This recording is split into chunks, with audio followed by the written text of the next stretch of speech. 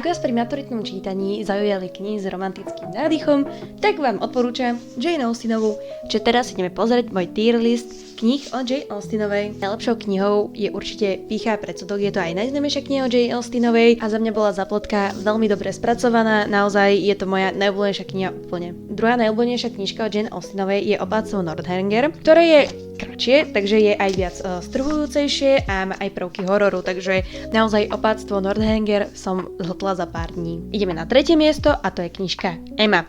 V porovnaní s knižkou Opáctvo Northanger je určite hrubšia, dej je rovnako strhujúci ako v Pýche a predsudku, ale tým práve, že je hrubšia, tak často sa tam aj dej viac zamotáva a sú tam nejaké kapitoly, ktoré mi neprišli extra dôležité pre dej, aj keď viac dotvárali tú atmosféru, čiže ak chcete niečo, čo bude dlhšie, ale zároveň veľmi podobné ako Pýcha a predsudok, radím vám Emu. Štvrtá knižka z tohto zoznamu je Rozum a cit. Ak mám byť úprimná, táto knižka ma naozaj nezaujala. Bola to druhá knižka, ktorú som si kúpila po Pýche a predsudku, s tým, že bola som motivovaná z Pýchy a predsudku, že to bude naozaj dobré.